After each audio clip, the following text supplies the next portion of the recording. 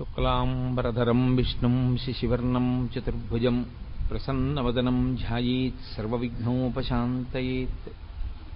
గురుర్బ్రహ్మా గురుర్విష్ణుః గురుర్దేవో మహేశ్వరః గురుః సాక్షాత్ పరబ్రహ్మ తస్మై శ్రీగురవై నమః. వ్యాసాయ విష్ణురూపాయ వ్యాసరూపాయ విష్ణవే నమో వై బ్రహ్మనిధయే వాసిష్ఠాయ నమో నమః. కూజంతం రామ రామీతి మధురం మధురాక్షరం ఆరుహ్య కవితాశాఖాం వందే వాల్మీకికోకిలం. శ్రుతిస్మృతిపురాణానాం ఆలయం కరుణాలయం నమామి భగవత్పాదశంకరం లోకశంకరం. వాగర్ధావివ సంపృక్తౌ వాగర్ధప్రతిపత్తయే జగతః పితరౌ వందే పార్వతీపరమేశ్వరౌ. సూక్తిం సమగ్రయతున స్వయమేవ లక్ష్మీః శ్రీరంగరాజమహిషీమధురైః వైదగ్ధ్యవర్ణగుణగుంభనగౌరవైర్యాం కండూలకర్ణకుహరాः కవయోధయంతి. హైమోర్ధ్వపుండ్రమజహన్మకుటం సునాసం మందస్మితం మకరకుండలచారుగండం బింబాధరం బహుళదీర్ఘకృపాకటాక్షం శ్రీవేంకటేశముఖమాత్మని సన్నిధత్తాం. విమలపటీ కమలకుటీ పుస్తకరుద్రాక్షశస్తహస్తపుటీ కామాక్షి పక్ష్మలాక్షి కలిత విపంచీ విభాసి వైరించీ. మనోజవం మరుతతుల్యవేగం జితేంద్రియం బుద్ధిమతాం వరిష్టం వాతాత్మజం వనరయూధముఖ్యం శ్రీరామదూతం శిరసా నమామి. ఆపదామపహర్తారం దాతారం సర్వసంపదాం లోకాభిరామం శ్రీరామం భూయో భూయో నమామ్యహం. హరి ఓం. పరమేశ్వర స్వరూపైన సభకి నమస్కారం.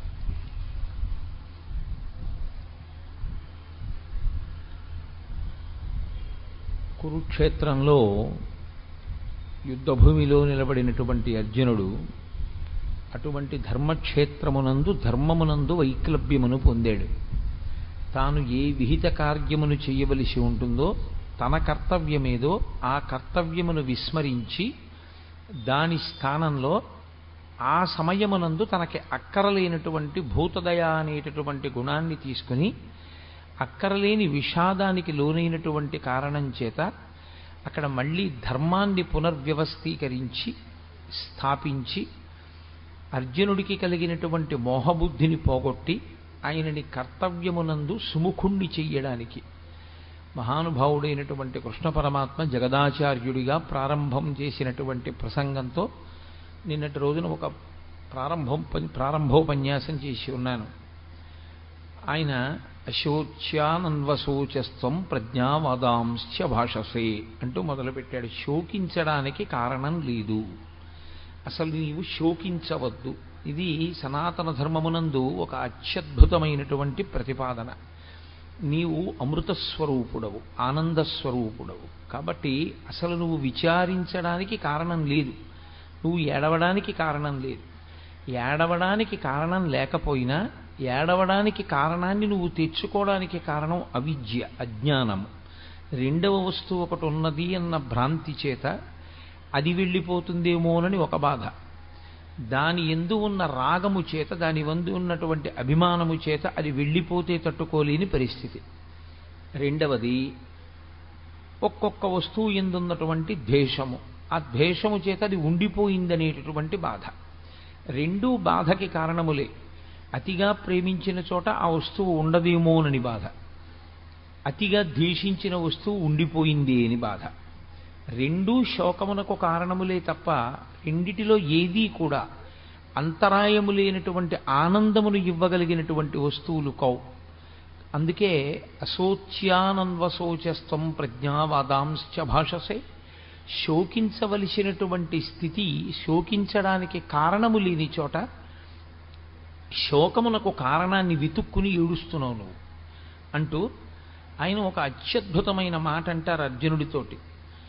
నేను ఒక వరుసక్రమంలో ఏమీ ఆ శ్లోకాల్ని స్పృశించడం లేదు. నేను 7 రోజుల ప్రసంగం కాబట్టి ఒక విహంగ వీక్షణంగా మాట్లాడుతున్నాను. క్షుద్రం హృదయ దౌర్బల్యం త్యక్తోత్తిష్ట పరంతప అంటారు.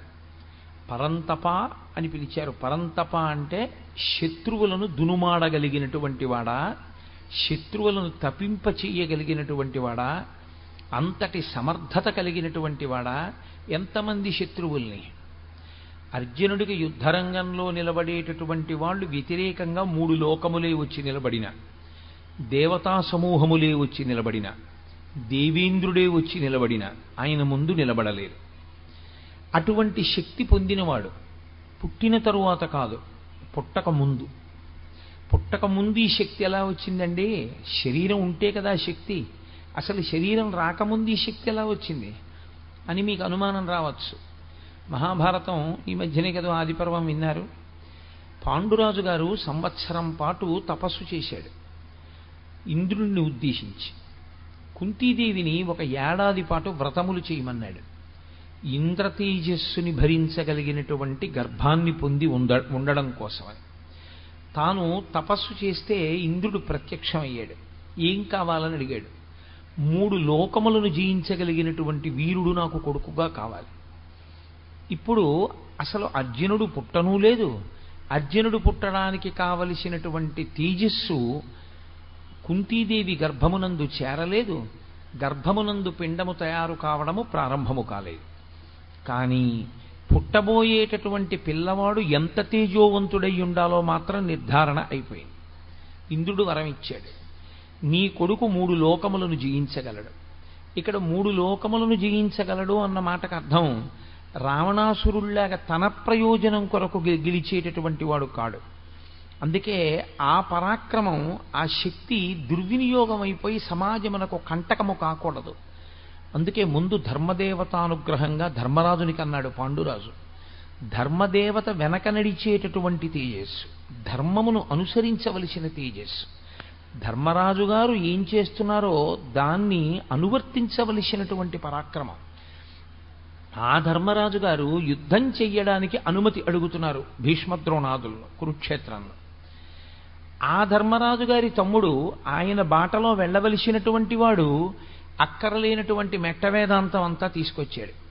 పతంతి పితరో హ్యేషాం లుప్త పిండూదక క్రియాహ అంటున్నాడు. నేను యుద్ధం చెయ్యను, నేను వీళ్ళని చంపను, నాకు చంపడం ఇష్టం లేదు, ఈ నిత్తుటికూడు నాకు వద్దు, నాకు ఈ రాజ్యం వద్దు, నేనే దుర్యోధనుడి చేతిలో చనిపోతానంటున్నాడు. ఇటువంటి స్థితిలో ఆయన అంటున్నారు కృష్ణ పరమాత్మ, క్షుద్రం హృదయ దౌర్బల్యం. ఈ మాట అప్పుడు కాదు, కురుక్షేత్రంలో కాదు, ధర్మక్షేత్రంలో. ఈ మాట మానవాళి ఎంతకాలం ఉంటుందో, ఈ లోకములు ఎంతకాలం ఉంటాయో అంతకాలము ఈ మాట పనిచేస్తుంది. అందుకే భగవద్గీత యొక్క శక్తి అటువంటిది. క్షుద్రం హృదయ దౌర్బల్యం. క్షుద్రము అంటే అంతకన్నా హేయమైనది, అంతకన్నా నీచమైనది, అంతకన్నా తిరస్కరింపబడవలసినది, అంతకన్నా వర్జింపవలసినది వేరొకటి లేదు. అది క్షుద్రం. ఏది క్షుద్రం? హృదయ దౌర్బల్యం. మనసు బలహీనపడిపోవుట, మనసు దౌర్బల్యమును పొందుట. అంటే మనసుకి ఉండవలసినటువంటి బలాన్ని మనసు కోల్పోవడం. ఇప్పుడు మీరు ఒక విషయాన్ని చాలా జాగ్రత్తగా గమనించాలి. కృష్ణ పరమాత్మ మాట్లాడుతున్న దాంట్లో ఆయన అంటున్నారు, నీకు హృదయ దౌర్బల్యం ఏర్పడినది, దీన్ని త్యక్తోత్తిష్ట పరంతప, దీన్ని విడిచిపెట్టి ఉత్తిష్ట లే. ఇప్పుడు విడిచిపెట్టడానికి అర్జునుడు పట్టుకున్నాడా దౌర్బల్యాన్ని? మోహమునకు ఎప్పుడైతే వశుడయ్యాడో, ఎప్పుడైతే అటువంటి మోహము తనని ఆక్రమించడానికి, తన బుద్ధిని కప్పడానికి, వివేచనతో ఆలోచించడం అన్నది పక్కన పెట్టేశాడో అప్పుడు ఆ మోహం వచ్చేసింది. ఆ మోహము చేత అక్కర్లేనటువంటి బలహీనత వచ్చింది. ఇప్పుడు ఇది హృదయ దౌర్బల్యం అయిపోయింది. ఆయనకి శరీరమునందు బలం లేకపోలేదు. అర్జునుడు అప్పుడు ఆ కూలబడినప్పుడు కూడా అంతే బలవంతుడు. ఆయనకి ఏం నీరసం వచ్చో లేకపోతే గుండెపోటు వచ్చో పడిపోలేదు. ఆయన విపరీతమైన బలం ఉన్నవాడై పడిపోయాడు. గాంధీవం పట్టుకోగలిగిన వాడై గాంధీవం వదిలిపెట్టేశాడు. అస్త్రములను ప్రయోగించగలిగిన వాడై ప్రయోగించనంటున్నాడు. అంతమందిని చంపగలిగిన వాడై నేను చంపనంటున్నాడు. దీనికి కారణం ఆయనకి శరీరంలో ఏమైనా నీరసం వచ్చిందా, మనసులో బలహీనత వచ్చిందా? మనసులో బలహీనత వచ్చింది. క్షుద్రం హృదయ దౌర్బల్యం. ఎందువల్ల అలా వస్తుంది అంటే మీరు ఇక్కడ ఒక చిన్న విషయాన్ని గమనించవలసి ఉంటుంది. శరీరము స్థూలము, మనసు సూక్ష్మము. ఈ రెండింటికి ఉండే పెద్ద తేడా అక్కడ ఉంటుంది. ఏది సూక్ష్మమై ఉంటుందో దానిని వశం చేసుకోవడం కష్టం, ఏది స్థూలమై ఉంటుందో దాన్ని వశం చేసుకోవడం తేలిక. మీరు ఒక వ్యక్తి శరీరాన్ని వశం చేసుకోగలరు. ఒక వ్యక్తి సమాజంలో దొంగతనాలు ఎక్కువ చేస్తున్నాడు, సమాజంలో చెయ్యకూడని పనులు చేస్తున్నాడు.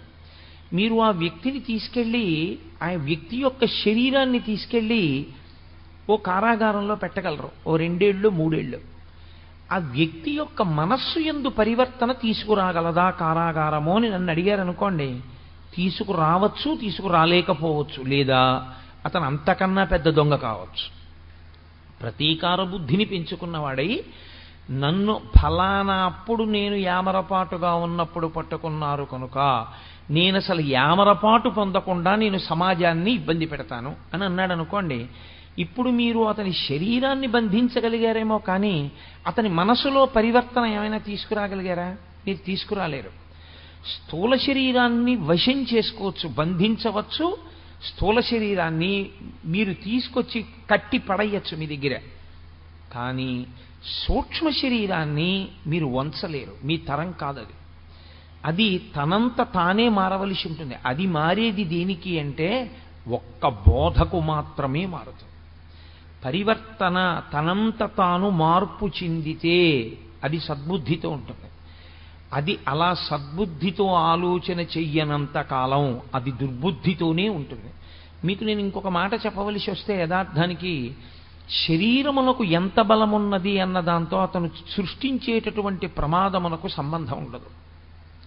అతను ఏ బలము లేనివాడు కావచ్చు, అత్యంత బలహీనుడు కావచ్చు. అతనేమి నిజంగా నలుగురు వచ్చి కలియబడితే నలుగురిని పడగొట్టగలిగిన శక్తి లేనివాడు కావచ్చు. కానీ అతని మనస్సు మాత్రం మహాక్రూరముగా ఉందనుకోండి, అతని మనస్సు విషపు పురుగుగా ఉందనుకోండి, అది చాలా క్రూరమైన ఆలోచనలు చెయ్యగలిగితే అతని క్రూరత్వము ఎంత దూరం ఉందో ఆ ఆలోచనని బట్టి అతని శరీరము అంత బలవంతరము కాకపోయినా అతను సమాజమునకు ప్రమాదము చెయ్యగలడు. అతని శరీర బలంతో సంబంధం లేకుండా కేవలము అతని మనస్సు యొక్క క్రౌర్యము అతని శరీర బలాన్ని దాటి సమాజానికి అపకారం చేస్తుంది. అదేవిధంగా ఒక వ్యక్తి శరీర బలం ఎంత సంబంధం ఉండదు, కానీ ఆయన మనస్సుకి ఉన్నటువంటి పవిత్రత చేత, మనస్సుకి ఉన్నటువంటి శక్తి చేత ఆయన సమాజమునకు అంతటి మహోపకారమును చేయగలరు. 95 సంవత్సరముల వయస్సులో పరమాచార్య స్వామి తన ధర్మానికి తాను కట్టుబడి సన్యాస ధర్మం అంటే సన్యాస ధర్మమేనని మహానుభావుడు వాహనం ఎక్కకుండా తోపుడు రిక్షా పట్టుకుని నడిచి వెళ్ళారు. ఒక దేవాలయ ప్రాంగణంలో రాత్రివేళ పడుకుని నిద్రపోయేవారు. 96 సంవత్సరముల వయస్సు కలిగినటువంటి శరీరం ఏ బలం ఉందని అలా చేయగలిగింది? ఆయన నోరు విప్పి ఒక్క మాట మాట్లాడితే ఆ మాట ఎంతో గొప్పదైంది. ఒకానొక సభకి వెళ్ళారు పరమాచార్య స్వామి వారు. వెళితే సభలో ఉన్న వాళ్ళు అన్నారు, మీరు మాకు నిరంతరం మంచి మాటలు చెప్తున్నారు, కానీ మేము పాపములను చెయ్యకుండా నిగ్రహించుకోలేకపోతున్నాం. మేము పాపం చేస్తున్నాం.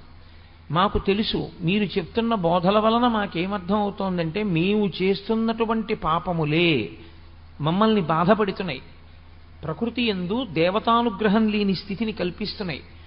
కాబట్టి మేము ఇప్పుడు ఈ పాపము నుంచి విడివెడకుండా ఉండలేకపోయిన స్థితిలో మమ్మల్ని మేము నిగ్రహించుకోవడానికి మీరు ఎంత బోధ చేసినా మా మనసుని మేము మార్చుకోలేకపోతుంటే మేమేం చెయ్యాలని అడిగారు.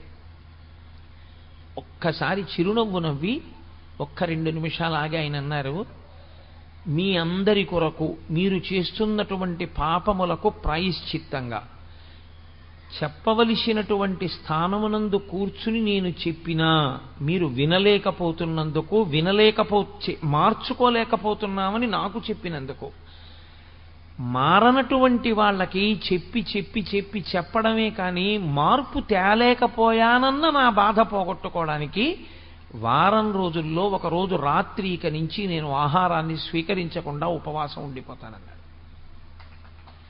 ఆ మాటకి అప్పటి వరకు మేము మారలేకపోతున్నామన్న వాళ్ళు 195% మార్పు వచ్చింది. ఇది యథార్థంగా జరిగిన సంఘటన. పవిత్రమైన మనసు కలిగినటువంటి వ్యక్తి ఎంత బలహీనమైనటువంటి మనస్సున్నవాణ్ణి ఉద్ధరించి బలవత్తరం చేసి తేజోవంతుణ్ణి చేసి చక్కగా సమాజానికి పనికొచ్చేవాడిగా చెయ్యగలడు. ఆయన శారీరకంగా ఎంత బలంగా ఉన్నాడు అన్న దానితో సంబంధం ఏమి ఉండదు. ఆయన మనస్సు ఎంత పవిత్రం, ఆయన మనస్సు ఎంత శక్తివంతం, ఇది ప్రధానమై ఉంటుంది. అందుకే సూక్ష్మదేహము యొక్క శక్తి ముందు స్థూలదేహము నిలబడలేదు. సూక్ష్మదేహానికి ఉన్నటువంటి వేగం ముందు స్థూలదేహం నిలబడలేదు. స్థూలదేహానికి ఉండే వేగం చాలా చాలా తక్కువ. నేను ఇక్కడి నుంచి హైదరాబాద్ వెళ్ళాలి అని అనుకున్నాను అనుకోండి, కనీసం నేను 11 గంటల నుంచి 12 గంటలు ప్రయాణం చేస్తే తప్ప నా స్థూల శరీరం హైదరాబాద్ని చేరుకోలేదు. అదే నా సూక్ష్మ శరీరంతో నేను హైదరాబాద్ వెళ్ళాలి అని అనుకున్నాను అనుకోండి, మా అబ్బాయి ఇల్లు నాకు జ్ఞాపకానికి వచ్చింది అనుకోండి, ఒక్క క్షణంలో మా అబ్బాయి హాల్లో, కబ్బోర్డ్లో, పైగూట్లో, కుడి చేతి పక్కన ఏ వస్తువు పెడతాడో నాకు కనపడుతుంది మనోనేత్రంలో. సూక్ష్మ శరీరానికి వేగం ఉంటుంది, స్థూల శరీరానికి అంత వేగం ఉండదు. అందుకే సూక్ష్మ శరీరం స్థూల శరీరాన్ని వశం చేసుకుని ఉంటుంది ఎప్పుడు. అన్ని శక్తులు దానివి. ఆ మనస్సు పవిత్రమై, ఆ మనస్సు ఎప్పుడూ పవిత్రమైన వస్తువుల్ని పట్టుకునేటట్టుగా తర్ఫీదిచ్చుకున్న జీవుడున్నాడే, వాడు కూడా దాని వలన తరించిపోతుంటాడు. స్థూలదేహంతో ఎంత చేస్తున్నాడన్నది కాదు, సూక్ష్మదేహంతో చేసినది ఏదుందో అది అపార శక్తివంతము. దీనికో లక్షణం ఉంది. ఇది విపరిణీయతే. దీనికి ఉన్న లక్షణం ఏమిటంటే శరీరముగా ఉంటుంది, దేహముగా ఉంటుంది. శరీరము అన్న పేరు చేత దీనికి శిథిలం అవ్వడమే దీని యొక్క లక్షణం. ఇది పెరుగుతోంది అంటే దీని సంధిబంధములు విడిపోతాయి, దీని యందు ప్రజ్వరుడు ప్రవేశిస్తాడు. ఇది నానాటికి మారిపోతుంది. నానాటికి మారిపోయి చిట్ట చివరికి ఏమవుతుందంటే ఇది దహింపబడుతుంది. దీన్ని తీసుకెళ్లి కాల్చేస్తారు. కాబట్టి దీని చిట్ట చివర ఏం జరుగుతుంది అంటే, మీరు ఎంత గౌరవంగా శరీరాన్ని చూశారు, ఎంత ప్రేమగా చూశారు, ఆ శరీరం లోకంలో ఎన్ని గౌరవాలు పొందింది, ఎన్ని దండలు వేయించుకుంది, ఎంతమందితో నమస్కారాలు పెట్టించుకుంది, ఆయన మాట్లాడితే ఎన్ని వేల మంది విన్నారు, ఎన్ని నమస్కారాలు చేశారు, వీటితో ఏమీ సంబంధం ఉండదు. ఆ శరీరముతో ఉండగా ఆయన చేసుకున్న మంచి పనిది. కాబట్టి ఈశ్వర శాసనాన్ని ఆయన ఔదల దాల్చాడు. కానీ అది ఎంత గొప్ప శరీరమైనా కావచ్చు, ఎంతటి మహాత్ముడి శరీరమైనా కావచ్చు, తొట్టతొలకు మాత్రం కాలిపోవలసిందే, అథవా భూమి యందు కప్పి పెట్టబడవలసిందే తప్ప వేరొకలా శరీరంతో ఉండడం అన్నది మాత్రం సంభవం కాదు. అంతటి మహాత్ముడైన పరమాచార్య స్వామి వారైనా కూడా ఆయన శరీరం పంచభూతాల్లోకి వెళ్ళిపోవలసిందే. వివేకానందుడైనా వెళ్ళిపోవలసిందే, రామకృష్ణ పరమహంస అయినా వెళ్ళిపోవలసిందే. శరీరములు వెళ్ళిపోతాయి. కాబట్టి మనస్సు అది శక్తివంతమై ఉంటుంది. ఇది ఎంత జర్జరీభూతమైపోనివ్వండి, ఇది ఎంత వృద్ధాప్యమును పొందనివ్వండి, మనస్సు బలంగా ఉందనుకోండి, మనస్సు తేజోవంతంగా ఉందనుకోండి, మనస్సు పవిత్రంగా ఉందనుకోండి, అది మాట్లాడిన ఒక్క మాట లోకానికంతటికి ఉపనిషత్తు అయి కూర్చుంటుంది. అందుకే వేదాంతము అనుభవంలోకి రావాలి. వేదాంతము మనస్సుని పవిత్రం చేయడానికి పనికి రావాలి. అనుష్ఠానమునకు పనికిరాని ధర్మము తాను ఆచరించడానికి, తన మనసుకు పట్టించుకోవడానికి పనికిరాని వేదాంతము తనకు అక్కరకు వచ్చేవి కావు. శుష్క వేదాంతం అని లోకంలో ఓ మాట, తాను ప్రసంగించడానికి మాత్రమే పనికొచ్చే వేదాంతం తనని నిజ జీవితంలో ఉద్ధరించేది కాదు. నిజంగా మనసుని పట్టిన వేదాంతం ఏదో అదే నిజంగా మనిషిని తరింపజేస్తుంది. రామకృష్ణ పరమహంస ఒక మాట చెప్తుండేవారు. వెనకటికి ఒక ఆయన ఉపన్యాసాలు చెప్తుంటే ఆయన బావమరిది గారు వచ్చేట ఇంటికి, ఆయనతో పాటు ఉపన్యాసాలకు వెళ్ళి వినుస్తుండేవాడు. వచ్చి అక్కగారి దగ్గరికి వెళ్ళి, అక్క బావ ఎంత బాగా చెప్పారనుకుంటున్నావు, అబ్బో బావగారి మాటలు వింటుంటే ఇంకా పెళ్లి చేసుకోవాలనిపించట్లేదు, ఎంత గొప్పగా చెప్పారే అనేవాడు. రోజు భార్య అనేది భర్త దగ్గర, ఏమండి మీరు ఆ ఉపన్యాసాలకు వెళ్ళినప్పుడు వాడిని తీసుకెళ్తున్నారు, పిల్లవాడు వాడు వైరాగ్యం పొందుతున్నాడు, వాడేమో చిచ్చి ఇంకా నాకు అక్కర్లేదు అక్క, నాకు అసలు ఇష్టం లేదు ఇంకా జీవితం అంటే, అసహ్యం పుట్టేసింది, బావగారి మాటలు విన్న తర్వాత ఇంకా పెళ్ళి ఏమిటి, జీవితం ఏమిటి, సంసారం ఏమిటి అనిపిస్తోంది అంటున్నాడు. వాడు ఏ సన్యాసుల్లోకి వెళ్ళిపోతాడో భయంగా ఉందండి అని. అంటే భర్త అనేవాడు రోజును భయపడకే, అసలు నిజంగా నోటితో ఇన్ని మాటలు మాట్లాడిన వాడు ఎవడుంటాడో వాడు సంసారాన్ని విడిచిపెట్టడు. ఎవడు నిజంగా వైరాగ్యాన్ని పొందాడో వాడు చెప్పి చెప్పకుండా పోతాడు, వెళ్ళిపోతాడు. రోజు ఆవిడ అలాగే అంటుండేది, ఆయన అలాగే అంటుండేవాడు. ఒకరోజు మళ్ళీ భార్య అడిగింది భర్తని, ఏమండి ఇవాళ మా తమ్ముడు మరీ గొప్పగా చెప్పేశాడండి. పడుక్కుంటున్నాడు ఆయన మంచం మీద, పడుకుంటున్నవాడు లేచి అన్నాడు, ఏమిటో మీ తమ్ముడు మనసుకు వంట పట్టింది అనుకుంటున్నావు, సన్యాసుల్లో కలిసిపోతాడు అనుకుంటున్నావు, నిజంగా మనసుకు వంట పట్టినవాడు ఇంట్లోంచి ఎలా వెళ్ళిపోతాడో తెలుసా, ఇదిగో ఇలా వెళ్ళిపోతాడని తువ్వాలు తీసుకుని భుజం మీద వేసుకుని వెళ్ళిపోయాడు. ఆ వెళ్ళిపోవడం ఆయన మళ్ళీ ఇంటికి రాలా. అంటే ఆయన మనసుకు వంట పట్టింది. వంట పట్టినది ఏదో అది వేదాంతం, అది అప్పుడు పనికొస్తుంది.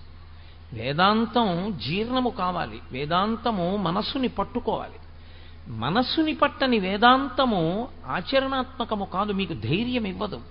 ఎందుకంటే మీకు ధైర్యం ఇచ్చేది, మీకు ద్యుతినిచ్చేది, మీకు జవాన్నిచ్చేది, మీకు ఆ శక్తినిచ్చేది, మీ శరీరాన్ని పవిత్రం చేసేది, జర్జరీభూతమైన శరీరంలో ఉన్నా సరే అసంఖ్యాకమైన పవిత్ర కర్మలు చెయ్యగలిగినది మనస్సొక్కటే, శరీరము కాదు. శరీరములకు పరిమితులు ఉంటాయి. చీకటి పడిపోయిన తర్వాత మీరు వెళ్ళలేరు. అదే కటిక చీకట్లో కూడా మీరు ఆనందనిలయ విమానానికి మాడవీధుల్లో ప్రదక్షిణం చేయగలరు మనస్సుతో. ఈ శరీరంతో, ఈ కంటితో సహస్రదీపాలంకార సేవ చూడాలి అంటే ఏడుకొండల మీద సాయంకాలం 5:30 నుంచి 6:30 గంట సేపు ఉంటేనే. మనస్సు శక్తివంతమైన వాడికి వెంకటాచలం వెళ్ళి 15 ఏళ్ళైనా తన ఒంటికి 98 సంవత్సరాల వయస్సు వచ్చేసినా ఆయనకి బెంగ ఉండదు. 98 ఏళ్ల వయస్సులో కూడా ఆయన మడత కుర్చీలో పడుకుని కళ్ళు మూసుకుని మానసికంగా వెళ్ళిపోగలడు. అందుకే కిష్కింధకాండ చివరిలో రామాయణంలో ఒక అద్భుతమైన ప్రతిపాదన చేస్తారు వాల్మీకి మహర్షి. ఆయన అంటారు, సవేగవాన్వేగ సమాహితాత్మ హరిప్రవీర పరవీరహంత మనస్సమాధాయ మహానుభావో జగామలంకాం మనసా మనస్వీ అంట.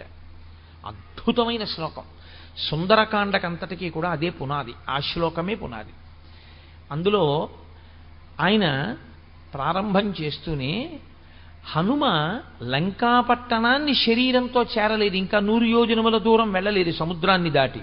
కానీ జగామలంకాం మనసా మనస్వి, మనసుతో మాత్రం వెళ్ళిపోయారు లంకాపట్టణానికి. కిందనున్న వాళ్ళు కొన్ని కోట్ల వానరములు ఉన్నాయి, ఇవేం చూస్తున్నాయి, అయ్య బాబో ఇంత పెద్ద సముద్రం ఉంది కదా ఎలా పెడతాడంటున్నాయి. వీళ్ళెవరు వెళ్ళేవాళ్ళు గారు, చూసేవాళ్ళు వెంగెట్టుకుంటున్నారు ఎలా పెడతాడని. వెళ్ళవలసిన వాడు చేరిపోయాడు మనస్సుతోటి. అంటే ముందు మనసుకు ఆ బలం ఉంటే తప్ప శరీరం వెళ్ళదు. మనస్సుకి ఆ బలం ఉండాలి. మనస్సు కాని బలహీనమైపోయిందనుకోండి, ఉత్తర క్షణం వచ్చేటటువంటి పెద్ద ప్రమాదం ఏమిటో తెలుసా అండి? ఆలోచన స్రవంతిని ఎప్పుడూ కూడా మీ శక్తి జ్ఞాపకం వచ్చేటట్టుగా మిమ్మల్ని నడవనివ్వదు. భయం పుట్టేసింది అనుకోండి, లోపల నుంచి ఏ కారణానికైనా భయం వచ్చేసింది అనుకోండి, ఇంకా ఎంతసేపు ఏ ఆలోచన వస్తుందో తెలుసా అండి? ఏమైనా అయిపోతే అదే తప్పించి అసలు ఏదీ చేయలేడు. ఆయన శుభ్రంగా ఉంటాడు, ఏమీ ఉండదు, ఆరోగ్యం చక్కగా ఉంటుంది. ఇక్కడి నుంచి హైదరాబాద్ వెళ్ళాలంటే ఇంకోళ్ళని తోడు అడుగుతాడు, ఎవరన్నా మీరు వస్తారా అంటాడు. ఎందుకంటే తోడు, హైదరాబాద్ మీరు వెళ్ళొచ్చుగా, మీకేమి ఇబ్బంది లేదు, షుగర్ లేదు, బీపీ లేదు, ఏమీ లేదు, ఎందుకు మీకు తోడు? ఎందుకైనా మంచిది, పెద్దవాడిని అయిపోయాను కదండి, ఒక్కడిని వెళ్ళడం ఎందుకంటే అంటే ఒక్కడిని వెళ్ళడం ఎందుకు, పెద్దవాడిని అయిపోయానంటే. ఆయన అనుమానం ఏమిటంటే తాను చీకట్లో బెర్త మీద పడుకుని ఉండగా పక్క వాళ్ళు ఎవరికి తనకి తెలియనప్పుడు తనకి ఏ స్పృహ తప్పిపోవడమో శోష చేయడమో జరిగితే తన పేరు తాను చెప్పుకోలేకపోతే ఎలా తనని గుర్తుపడతారు? తనేనా అయిపోతాడేమో, తను ఎక్కడో దింపేస్తారేమో, తన పెట్టి ఎత్తుకుపోతారేమో, అన్నీ ఇంకా వికృతమైన ఆలోచనలే, సరి అయిన ఆలోచనలు రావు. ఈ ఆలోచన ఏం చేస్తుందో తెలుసా అండి? హైదరాబాదు చక్కగా పెళ్లి కొడుకులా వెళ్ళిపోగలిగినటువంటి శక్తి ఉన్నవాడు ఎవడూ దొరకలేదని వెళ్ళడం మానేస్తాడు. ఇప్పుడు శరీరంలో బలం లేక వెళ్ళలేదా, మనసుకి జవం లేక వెళ్ళలేదా? దేనికి వెళ్ళలేదు? శరీరానికి బలం లేక వెళ్ళకపోవడం కాదు, మనసుకి బలం లేక వెళ్ళలేదు. ఇంకొక ఆయన ఉంటాడు, ఏమయ్యా ఈ వయసులో ఎందుకయ్యా నీకు గుడికి రోజు ప్రదక్షిణానికి పడిపోతావేమో అన్నారనుకోండి, ఆయన అంటాడు, గుడికి ప్రదక్షిణం చేయకుండా ఉండిపోతాను ఏమిటండి? ఉంటానా? అప్పుడు ఉండనుగా. మరి ఈ శరీరంతో ఉన్నంతకాలం చేయవలసిందే ఉంది, గుళ్ళోకి వెళ్ళడమేగా. మరి ఆ గుళ్ళోకి వెళ్ళడం మానేసి ఇంక నేను ఈ శరీరాన్ని చూసుకుంటే ఈ తెప్ప ఇవ్వడం వల్ల వచ్చిన ఉపయోగం ఏమిటి? ఏటికి వరదొస్తోంది, నీ దగ్గర ఒక పడవ ఉంది, ఈ పడవలో ఏరు దాటేసేయి. ఏరు దాటేస్తే ఆవల ఒడ్డుకి వెళ్ళిపోతావు. ఇక వెళ్ళిపోయావా, నిన్నేం చేయలేదు, ఎందుకంటే అవతల చాలా ఎత్తు, ఇక నిన్ను వరద ఏం చేయదు. కాబట్టి తొందరగా దాటు, ఏరు వరదొస్తే ఇంక దాటలేవు అన్నారు. ఒక ఆయన గబగబా తన పడవ తీసుకుని ఏరు దాటేశాడు.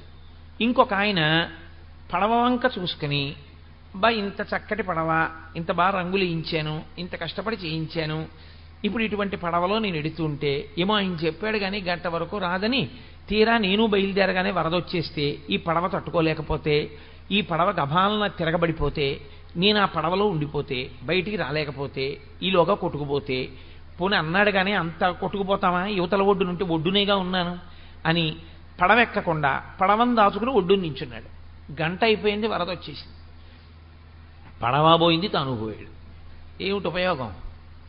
పడవని ఉపయోగించుకున్నవాడెవరో వాడు ఏరు దాటుతాడు తప్ప, పడవని చూసుకుని మురిసిపోయి అయ్యి బాబోయ్ ఈ పడవ ఎక్కడ ఏమైపోతుందో, ఈ పడవ తట్టుకుంటుందో తట్టుకోదో అని పడవని దాచుకుందాం అనుకున్నవాడు పడవతో పాటే పోతాడు తప్ప పడవ తనకు ఉపయోగపడదు. పరమేశ్వరుడు ఈ శరీరాన్ని ఎందుకు ఇచ్చాడంటే, దీన్ని తెప్పని చేసుకుని దాటు సంసార సముద్రాన్ని. దాటేటప్పుడు నీవు ఒక గొప్ప ప్రయోజనం కావాలి అంటే ఖచ్చితంగా కష్టపడవలసి ఉంటుంది. నేను ఒక ఉపన్యాసం చెప్పాలి అని అనుకుంటే, ఒక గంట సేపు మాట్లాడాలి అని నేను అనుకుంటే, ఒక గంట సేపు నేను ఇలా స్థిమితంగా కూర్చోవలసి ఉంటుంది.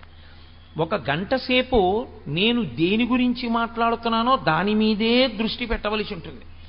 నా ఎదురుగుండా వీడియోగ్రాఫర్లు తిరుగుతున్నా, ఫోటోగ్రాఫర్లు తిరుగుతున్నా, వాళ్ళ పని వాళ్ళు చేస్తున్నా, అది నా దృష్టికి భంగపాటైనా, అది నా దృష్టి కేంద్రీకరణని పాడు చేస్తుందని నాకు తెలిసినా నేను చూసి కూడా దాన్ని చూడకుండా ఉండాలి. నేను దాని మీద దృష్టి పెట్టాను అనుకోండి, వెంటనే నేను ఏం మాట్లాడుతున్నానో పోతుంది. కాబట్టి దానికి నేను సిద్ధపడగలిగితే నేను గంట సేపు ప్రసంగం చేయగలను, లేకపోతే నేను ప్రసంగం చేయలేను. ఆ కష్టం నేను భరించవలసి ఉంటుంది.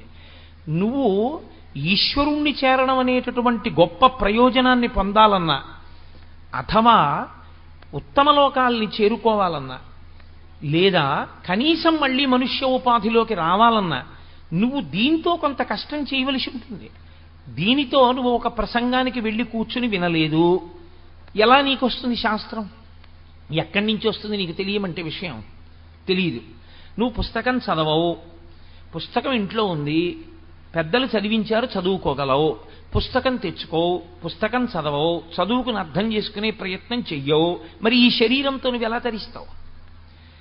ఎందుకండి దాన్ని చదవడం? ఇప్పుడు ఆ భగవద్గీత అంతా చదవకపోతే వచ్చిన నష్టం ఏమిటండి? రోజు చక్కగా టీవీ చూస్తాను, చూడు, అదిగో ఆ పడవని పట్టుకుని చూసుకుని మురిసిపోతూ గడిపేసి పడవ తాను కొట్టుకుపోయిన వాడు ఎలా ఉంటాడో అలాగే కొట్టుకుపోతాడు. ఈ తెప్పని ఎవరు వాడుకుంటాడో వాడు మాత్రమే ఏరు దాటుతాడు.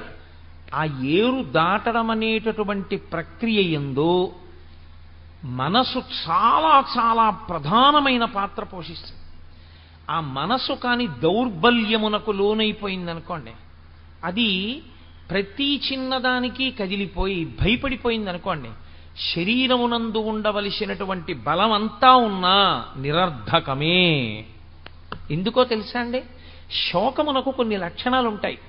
శ్రీరామాయణంలో లక్ష్మణస్వామి చెప్తారు రామచంద్రమూర్తితో, శోకో నాశయితే ధైర్యం, శోకో నాశయితే ధృతం, శోకో నాశయితే సర్వం, నాస్తి శోక సమోరిపు. ప్రపంచంలో శోకమును మించిన శత్రువు లేడు.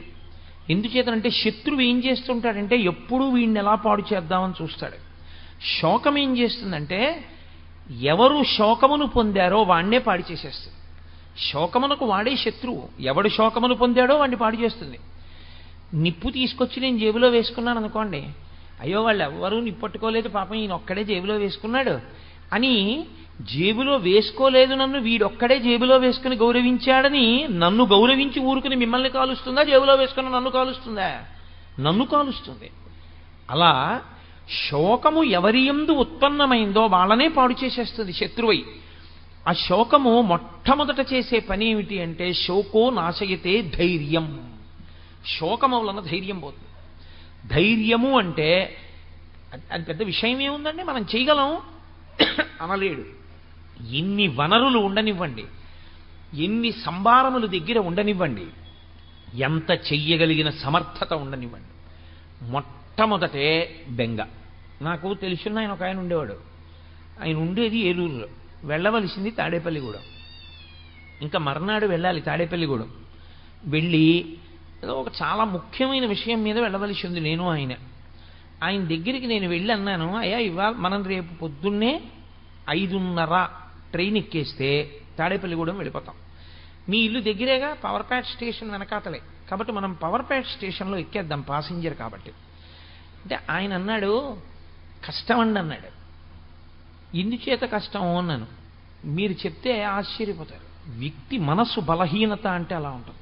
ఆయన నాకు 2 కారణాలు చెప్పాడు. ఈ 2 కారణముల చేత మనం ప్యాసింజర్కి వెళ్ళలేము. ఏమిటి అన్నాను.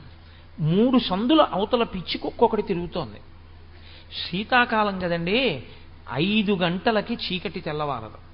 5 గంటలకి మనం ఇంట్లోంచి బయటికి వెడితే ఆ పిచ్చి కుక్క మీద పడితే తాడేపల్లిగూడెం మాట తర్వాత మనని రక్షించేవాడు ఉండడు, హైడ్రోఫోబియా వస్తుంది. ఎవరి ఇంట్లో వాళ్ళు కూడా చూడరు. కాబట్టి సాహసం చేయలేం. పిచ్చి కుక్క 3 వీధుల అవతల ఉంది కాబట్టి మనం వెళ్ళలేం, మొదటి విషయం. 2, నా దగ్గర చిల్లర లేదు.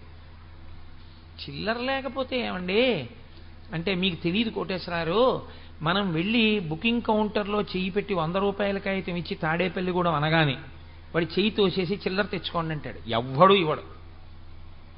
100 రూపాయలకి చిల్లర ఇమ్మంటే ఎవడు ఇవ్వడండి. పొద్దున్నే చిల్లర ఎక్కడుందండి అంటాడు. పోను కాఫీ తాగి చిల్లర పుచ్చుకుందంటే కాఫీ తాగితే చిల్లర ఎక్కడ ఇస్తామంటాడు. కాబట్టి ఇప్పుడు నేను చిల్లర తేవడానికి ఎవరింటికి వెళ్ళి అందరి ఇళ్ల ముందు నిలబడి అమ్మ 100 రూపాయలకి చిల్లర ఇవ్వండి అని ఇప్పుడే అడిగి పుచ్చుకోను. ఇప్పుడు వెళ్ళలేను, రాత్రి అయింది కాబట్టి 9 అయిపోయింది. పడుకునే వాళ్ళని లేపి 100 రూపాయలు చిల్లర అడిగితే బాగుండదు. రేపు పొద్దున్న చిల్లర ఇస్తాడని నమ్మకం లేదు, కాబట్టి వద్దండి అన్నాడు. నేను తెల్లబోయి సరేలేండి అయితేనని చెప్పి నేను వెళ్ళిపోయాను. నేను నా కార్యంలో సఫలీకృతుడైపోయాను. నేను పొందవలసిన ఫలితాన్ని పొందేశాను. ఆయన పిచ్చి కుక్క తనని తరమకూడదు అని 7 గంటలకో 8 గంటలో అయిన తర్వాత బయలుదేరి ఉన్నాడు. ఆయన వచ్చేటప్పటికి అసలు పొందవలసిన ప్రయోజన సంబంధమైనటువంటి విషయం మూసేశారు. ఆయన పొందలేకపోయాడు. దానివల్ల అదే సామాన్యమైన విషయం అనుకుంటున్నారేమో, ఆయన జీవితంలో మళ్ళీ ఆ విషయాన్ని ఇక సాధించుకోలేకపోయాడు. అలాగే వెళ్ళిపోయింది ఆయన శరీరం. కాబట్టి మనస్సు బలహీన పడిందనుకోండి, మనిషి శరీరమునకు ఎంత బలం ఉన్నా వాడు పొందలేడు.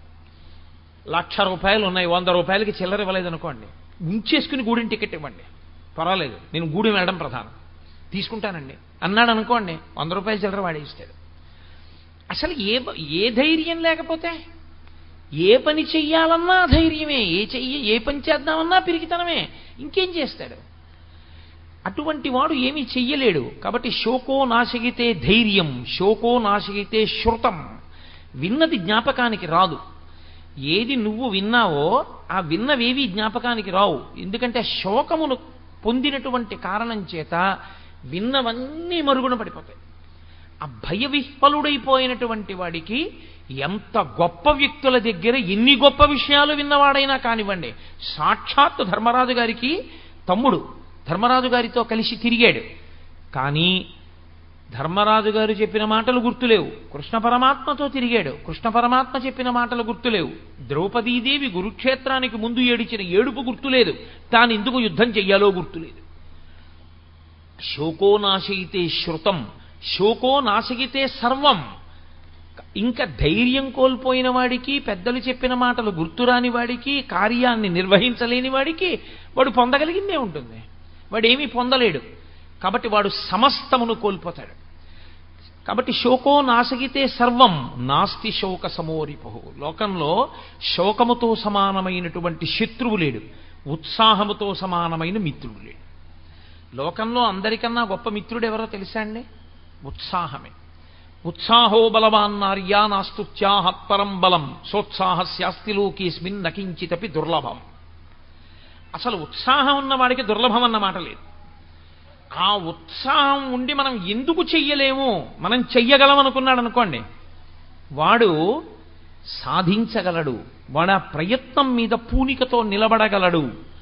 అసలు ఆ ఉత్సాహమే లేనివాడు ఎన్ని సంభారములు ఉన్నా ఎన్ని వనరులు ఉన్నా వాడు చెయ్యగలిగినటువంటి విషయం ఉండదు.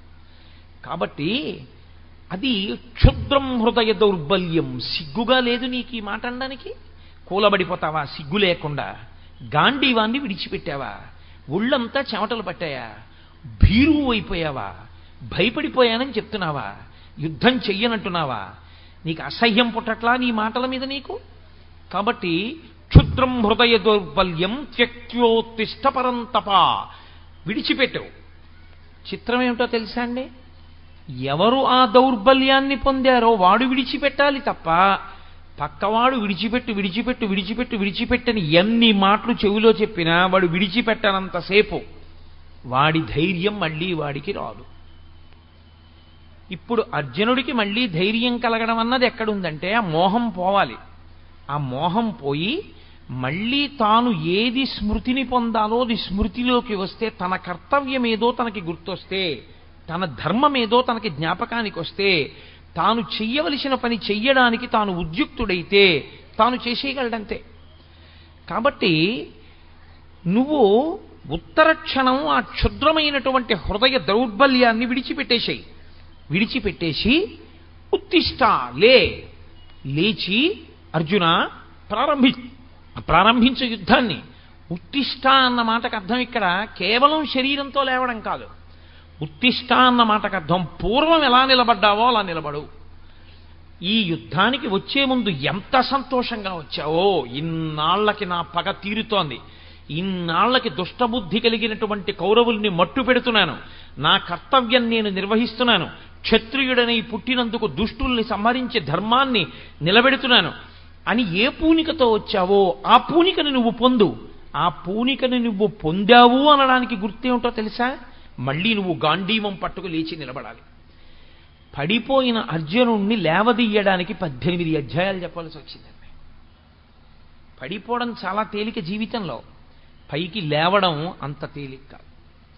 మళ్ళీ పైకి లేవాలంటే, మానసికంగా బలహీన పడిపోయిన వాడు లేవాలి అంటే కృష్ణ పరమాత్మ లాంటి ఆచార్యుడు దొరకాలి. మళ్ళీ అంతటి సద్బోధ దొరకాలి. తన ధర్మం తనకి తెలియాలి.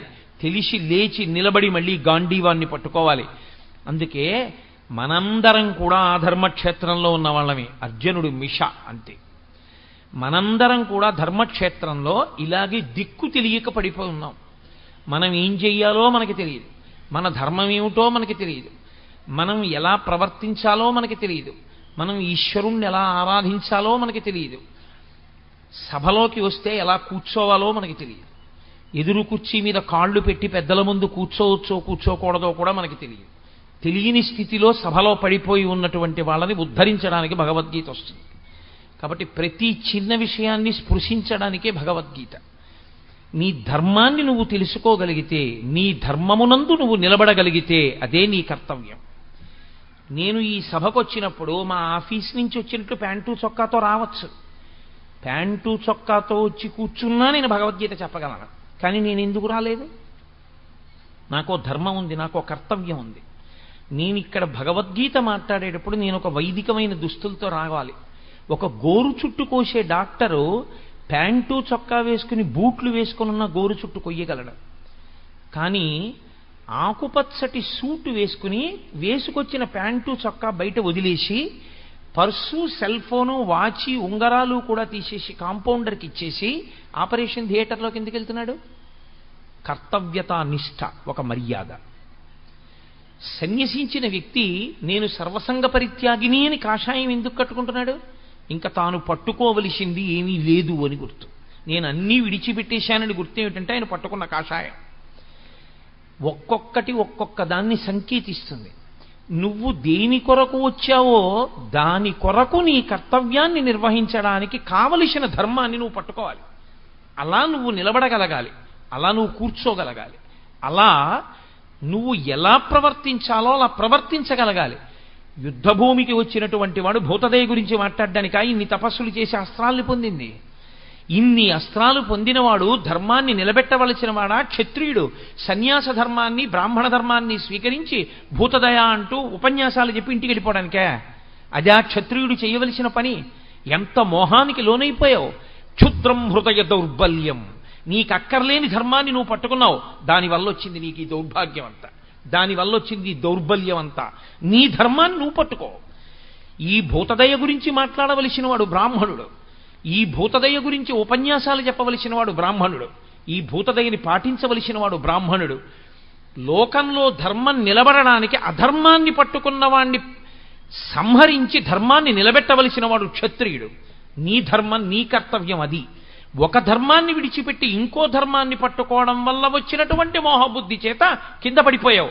ఇప్పుడు నువ్వు పురుషుడవై ఇంత గొప్పవాడవై నపుంసకుడవయ్యావు.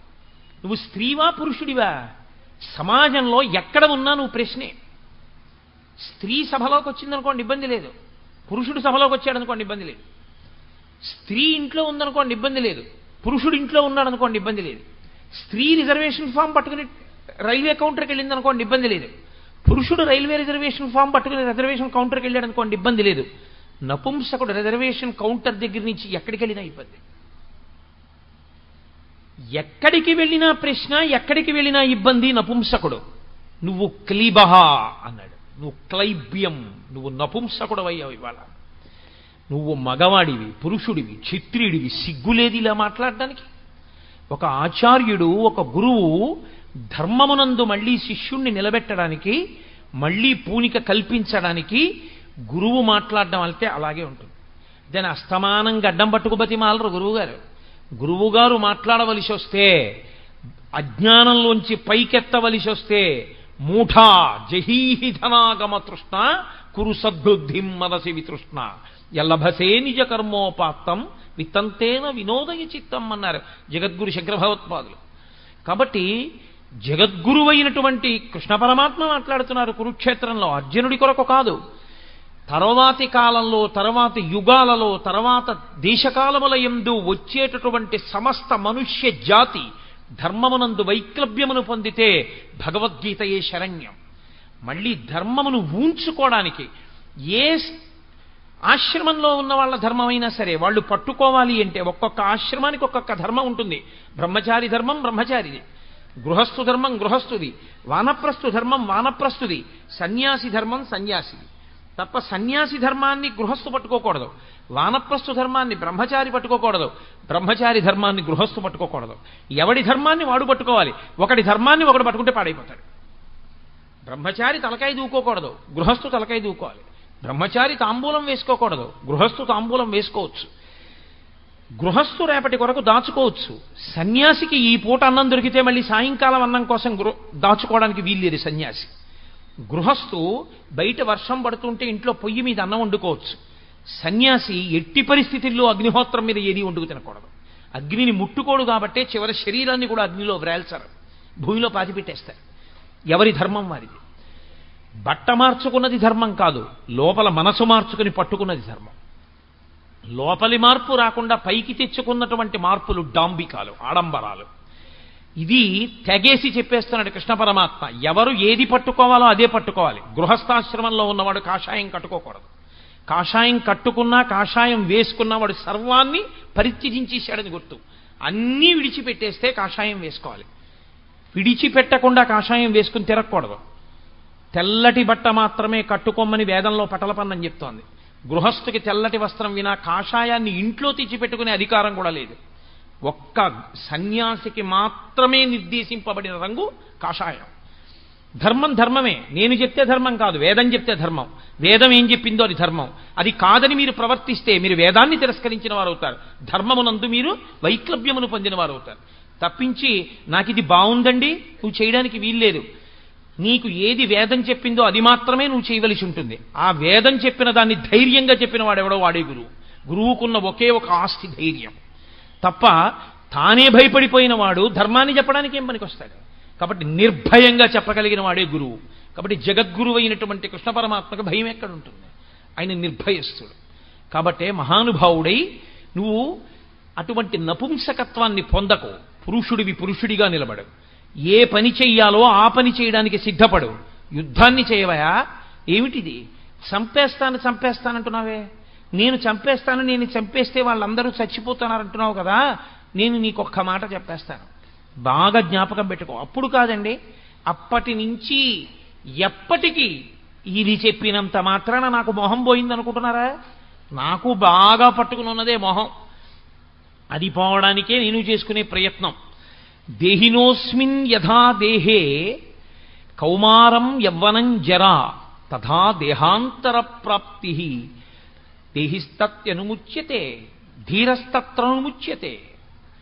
నాయన బాగా విను అర్జున, లోకంలో దేహినోస్మిన్ యథా దేహే, దేహి అని ఒకడు ఉంటాడు, దేహము అని ఒకటి ఉంటుంది. ఇప్పుడు నా శరీరం ఉంది, నా శరీరము ఈ వస్త్రాన్ని కట్టుకుంది. ఈ వస్త్రము నేను కాదు. అజ్ఞానము చేత నేనేమంటూ ఉంటానంటే ఇది చూపించి ఇది నేనంటూ ఉంటాను. కానీ యథార్థమునకు ఇది కూడా నేను కాదు. దీని లోపల ఉన్నాను నేను, అసలు నేను లోపల ఉన్నాను. ఆ నేనన్నది ఏదుందో అదే అందరూ ఇలా చూపించినప్పుడు అంటారు. ఇలా చూపించినప్పుడు అందరూ చెయ్యిటి తిరిగితే అనేది నేను ఇక్కడ కూర్చుని నేను అన్నప్పుడు ఇలా చూపిస్తాను. మీరు ఎవరు నేనన్నా అలా తప్ప ఇంకోలా అనడానికి ఉండదు. అందరూ ఏమంటారంటే నేనన్నప్పుడు ఇలాగే చూపించుకుంటారు. నువ్వన్నప్పుడు మీకు నేను ఇలా అన్నారు, నేను మిమ్మల్ని చూపిస్తే నేనన్న ఇలా చూపించి నువ్వు అంటాను. అక్కడుంది అజ్ఞానం. మరి అందులో ఉన్న నేను ఇందులో ఉన్న నేను ఒకటే. అందులో ఉన్న నేను కాకలుంది, ఇందులో ఉన్న నేను కాకలుంది. అందులో ఉన్న నేనుకి దాహం ఉంది, ఇందులో ఉన్న నేనుకి దాహం ఉంది. ఇందులో ఉన్న నేనుకి బడలికుంది, అందులో ఉన్న నేనుకి బడలికుంది. అందులో ఉన్న నేనుకి వృద్ధాప్యం ఉంది, ఇందులో ఉన్నటువంటి నేనుకి వృద్ధాప్యం అంటే పై శరీరానికి ఉంది. లోపల ఉన్నటువంటి నేను మాత్రం ఎప్పుడు అలా సాక్షిగా ఉంటోంది. ఇవన్నింటినీ శరీరం పొందుతుంటే ఆ లోపల ఉన్న నేను దీనికి ఆకలేస్తోందని అందులోనూ తిని తృప్తి పొందుతోంది. ఇక్కడ లోపల ఉన్న నేను దీనికి ఆకలేస్తోందని ఇందులో ఏదైనా వేస్తే తృప్తి పొందుతోంది. ఇందులో ఉన్న నేను ఎలా తృప్తి పొందుతుందో ఆకలేసినప్పుడు అందులో ఉన్న నేను కూడా అలాగే తృప్తి పొందుతుంది. కాబట్టి నేను అన్నప్పుడు నాలో ఏదుందో అదే అందులోనూ ఉంది తప్ప ఇంకోటి లేదు. ఉన్నది ఆ పదార్థమే, ఆ పదార్థమే నేనన్నప్పుడు ఉంది, ఆ పదార్థమే నువ్వన్నప్పుడు ఉంది. కానీ అజ్ఞానమంతా ఎక్కడొచ్చేస్తోందంటే మధ్యలోకి నువ్వన్నప్పుడు వేరైపోతాం. వాడేమైపోయినా పర్వాలేదు, నేను బాగుంటే బాగుండంటున్నాడు. కాదు, ఇందులో ఉన్నవాడికి దీనిలో ఆకలేసినప్పుడు, దీంట్లో పదార్థం పడేసినప్పుడు ఇది ఎలా తృప్తి పొందుతుందో, నాలో నేను అనబడేటటువంటిది ఎలా సంతోషిస్తుందో, ఆ నేనే అందులో కూడా ఉంది. ఆ నేను కూడా అలాగే సంతోషిస్తుంది. అందులో ఆకలేసినప్పుడు పడేస్తే పాపం అది కూడా ఖాళీగా ఉంది, అది కూడా అన్నం లేక ఏడుస్తోంది. అందులో కూడా ఇంత పడేస్తే అందులో నేను సంతోషిస్తుంది, ఇందులో నేను సంతోషిస్తుంది. ఆ నేనుకి ఈ నేనుకి తేడా లేదుగా, ఒకటే నేను. కాబట్టి ఉన్నది ఆ నేనే, సమస్తమంతా ఆ నేనే ఉన్నాను. బట్టలు మారే అంతే. బట్టలు ఏవి కట్టుకుంటే ఏమిటంటే లోపల నేను ఒక్కటే ఉన్నది. కాబట్టి దేహినోస్మిన్ యథా దేహే, దేహి లోపల ఉన్నవాడు ఈ దేహమును తొడుక్కుంటున్నాడు. తొడుక్కున్నది దేహమైంది. ఎందుకని? ఇది ఉండేది కాదు, దాని పేరే దేహము. దేహము అంటే కాలిపోతుంది. దహింపబడేదేదో దానికి దేహమని పేరు. ఏ దేహమైనా కానివ్వండి, నేను తొడుక్కున్న ప్రతి దేహము కాలిపోవలసిందే. ఎన్ని దేహములను మీరు లోకంలో చూస్తున్నారో అన్ని దేహములు చిట్ట చివరికి కాల్చబడతాయి. నేను తొడుక్కున్న ఈ దేహమైనా, మీ అందరూ తొడుక్కున్న దేహములైనా కొంతమంది ముందు కొంతమంది వెనక, అంతే తేడా తప్ప అన్ని శరీరములు అన్ని దేహములు కాలిపోవలసిందే. కానీ అర్జున, వచ్చిన పెద్ద సమస్య అంతా ఎక్కడుందో తెలుసా? మూడింటిలో అనుభవాన్ని పొందుతున్నాడు మనిషి. కౌమారం యవ్వనం జరా. మనిషి బాల్యమునందుంటాడు, అంతకు ముందు అవస్థ అసలు జ్ఞాపకంలో ఉండదు. బాల్యం నుంచి జ్ఞాపకం ఉంటుంది. సాధారణంగా లోకంలో 3 సంవత్సరముల వయస్సు వచ్చే లోపల తన పరిస్థితి తనకి జ్ఞాపకం ఉండదు. నాకు 3 ఏళ్ల వయస్సుకు ముందు నేను ఎలా ఉండేవాడిని అని నేను ఆలోచించాను అనుకోండి, బుర్ర బద్దలు కొట్టుకున్న జ్ఞాపకానికి రాదు. కానీ అప్పుడు నేనుంది. కానీ తర్వాత బాల్యం వచ్చింది ఈ శరీరానికి. ఈ శరీరం బాల్యంలో ఉన్నప్పుడు సాయంకాలం అయితే ఇలా ఉపన్యాసాలు ఏం చెప్పేది కాదు. ఇది సాయంకాలం అయ్యేటప్పటికీ ఎవరో 2 వ్యక్తుల్ని వెతుక్కుని ఆ 2తో పంటలు వేసుకుని ఆ 2 పరిగెడితే వాళ్ళని ముట్టుకునేది, ఆడుకుంటూ ఉండేది. వాళ్ళ వెనక తిరుగుతూ ఉండేది. లేకపోతే ఏదో పుస్తకం చదువుకోవడం. అమ్మ చద్దన్నం పెడితే చక్కగా పొద్దున్నే చద్దన్నం తినేయడం, అమ్మ పడుకోమంటే పడుకోవడం, మేస్టార్ కొడితే చేయి పట్టడం, మేస్టార్ చదువుకోమంటే చదువుకోవడం. బాల్యంలో ఈ శరీరం ఉన్నప్పుడు నేను బాలుడను, నేను విద్యార్థిని, నేను చదువుకుంటున్నాను, నేను ఇంకా చిన్న వయస్సు, నాకు 8 ఏళ్ళు, నాకు 10 ఏళ్ళు, నేను పురుషుడను, నేను బాలుడను, నేను ఫలానా వారి కొడుకుని తెలుసుకుంది. ఇదే దేహం మారిపోయింది, వెనక్కి వెళ్ళదు. మీరు బాగా గుర్తుపట్టాలి. నేను ఇవన్నీ అంగీకరిస్తోంది. ఇవి అంగీకరించడంలో నేనుకు అభ్యంతరం లేదు. నేను అంటే లోపల ఉన్న సాక్షి, నేను తెలుసుకుంటున్నాను. నేను యవ్వనంలో ఉన్నాను. ఒకప్పుడు నాకు 25 ఏళ్ళో 26 ఏళ్ళో ఉన్నప్పుడు మా అమ్మగారు నాకు పెళ్లి చేస్తానంటే అవును నేను యవ్వనంలో ఉన్నాను, పెళ్లి చేసుకోవాలి, అంగీకరించాను. అనురూపైనటువంటి ఒక స్త్రీ కొరకు అన్వేషణ చేశాను, ఆమెని నా భార్యగా అంగీకరించాను. ఇప్పుడు యవ్వనంలో ఉండి నాకు మంచి ఒంట్లో ఓపికంది అని ఎవరో పెద్ద ఆయన నిచ్చెనెక్కబోతుంటే మీరేం ఎక్కుతారండి నిచ్చెన, బలేవారే మీరు కింద ఉండండి, గబుక్కుని కాలు జారిందంటే ఇబ్బంది అని నేను ఎక్కాను. ఆయన నన్ను అనలేదు. ఏమయ్యా మరి నీ కాలు జారితే అనలేదు ఆయన. ఎందుకో తెలుసా? కాలు జారి కింద పడ్డా నాకేమవుతుంది ఇంకా, ఎందుకంటే యవ్వనంలో ఉన్నాను, బలం ఉంది కాబట్టి నేను ఎక్కగలను నిచ్చెన. ఆయన కూడా ఊరుకున్నాడు. నాకు బలం ఉన్నది, నేను ఉపవాసం చేస్తే ఇబ్బంది రాలేదు. తెల్లవారుజామున 3 గంటలకు పూజకు కూర్చుని మధ్యాహ్నం 11 గంటలకు పూజలోంచి పైకి లేచినా అంతసేపు వాసం పెట్టేసుకున్న వాడిని వేసుకున్నట్టే కూర్చుండిపోయినా నాకు వచ్చిన అభ్యంతరం ఏమీ లేదు. నేను యవ్వనంలో ఉన్నాను, తెలుసుకుంది నేను తెలుసుకున్నానప్పుడు కూడా నేను అంటే ఈ శరీరము యవ్వనములో ఉన్నది. దాటాను యవ్వనాన్ని.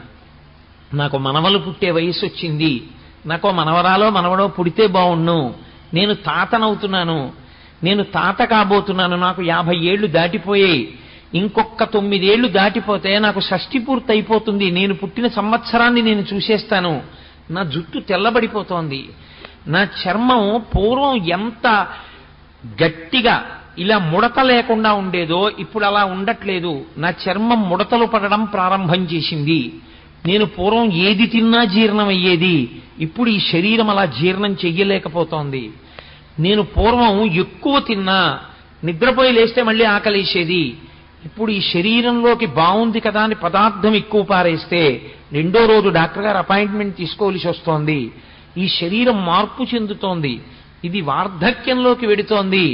ఇప్పుడు ఈ శరీరాన్ని, ఈ కళ్ళని కళ్ళజోడు తీసేసి అక్కడ పెట్టేసి చదువుకో అని పుస్తకం ఇస్తే చదవలేదు, ఈ కళ్ళు చూడలేవు, దీనికి కళ్ళజోడు ఎప్పుడూ ఉండాలి, కళ్ళజోడు ఇలా పెట్టుకుంటేనే చూడగలదు. అందుకని ఆఖరికి నేను రైల్వే అప్పర్ బెర్త్ మీద పడుకున్నా పక్కన ఓ చిన్న పాకెట్ లాంటిది ఉండాలి, కళ్ళజోడు మాత్రం దానికి తగల్చుకుని పడుకోవాలి. పరుసు అవి దాచుకోవచ్చు, కళ్ళజోడు దాచుకోవడానికి లేదు, దానికి తగల్చుకుని ఉండాలి. ఆఖరికి నేను మెడలో వేసుకున్న రుద్రాక్షలు తీసి తలగడా కింద పెట్టుకుని బెర్త్ మీద పడుకున్నవి స్టేషన్ వచ్చేసిందన్న కంగారులోనైనా లేచి మర్చిపోయి దిగిపోతానేమో కానీ కళ్ళజోడు మాత్రం మర్చిపోను. శరీరంలో అంతర్భాగం అయిపోయింది అది. ఎందుకని? ఆ కళ్ళజోడు లేకపోతే అసలు ఏమీ కనపడదు. కాబట్టి ఇప్పుడు కళ్ళజోడు లేకుండా నా శరీరము ఏమీ చూడలేదు, నా కళ్ళు చూడలేవు. పూర్వం ఇలా వింటే అలా వినపడేది, ఇప్పుడు ఎందుకో వినికిడి శక్తి తగ్గుతోంది. కాబట్టి ఈ శరీరమునందు మార్పు వచ్చేస్తోంది, ఇది వార్ధక్యమును పొందేస్తోంది, ఇది లొంగిపోతోంది, సంధిబంధములు విడుతున్నాయి. ఇక్కడ వరకు అంగీకరిస్తున్నాం. ఎలా అంగీకరిస్తున్నాం? లోపల ఉన్నటువంటి నేను ఏది ఉన్నదో అది మార్పు లేకుండా ఉంటుంది. అది మార్పు లేకపోతే కదండి మారేదాన్ని గ్రహించడం. అదే మారిపోయింది అనుకోండి, ఇంకదేం గ్రహిస్తుంది? వెళ్ళిపోతున్నటువంటి రైలుని, ఆ రైలు యొక్క వేగాన్ని ఎప్పుడు తెలుసుకోగలం? నిలబడిన రైల్లో మనం కూర్చుంటే. మనం వెళుతున్న రైలు వేగంగా వెళ్ళిపోతుంటే, అవతల రైలు వేగంగా వెళ్ళిపోతే ఆ రైలే అంత వేగంగా వెళ్ళింది అనుకుంటాం. ఆ రైలు కాదంత వేగంగా వెళ్ళింది, మనము అంత వేగంగా వెళ్ళిపోతున్నాం, అది అంత వేగంగా వెళ్ళింది. ఈ వేగం ఆ వేగం కలిపి అది తొందరగా వెళ్ళిపోయినట్టు అనిపిస్తుంది, మనము అంత తొందరగా ముందుకు వెళ్ళిపోయాం కాబట్టి. అది భ్రాంతి. అలా కాకుండా ఏది మారదో అది మాత్రం లోపల ఉంది, నేను ఉండి దీని మార్పులన్నిటినీ తెలుసుకుంటోంది. మీ స్టేటస్ ఏమిటని అడిగారు అనుకోండి, చైల్డ్ అని రాసింది ఒకప్పుడు, చెప్పింది లోపల నుంచి ఐఎమ్ స్టిల్ ఎ చైల్డ్, నేను ఇంకా పిల్లాడిని కాబట్టి చైల్డ్ అని రాయి అంది. ప్యాంటు వేసుకోకూడదు, నిక్కరు వేసుకో అని చెప్పింది, నిక్కరు వేసుకున్నాను. హాఫ్ టికెట్ అడుగు, హాఫ్ టికెట్ అడిగాను.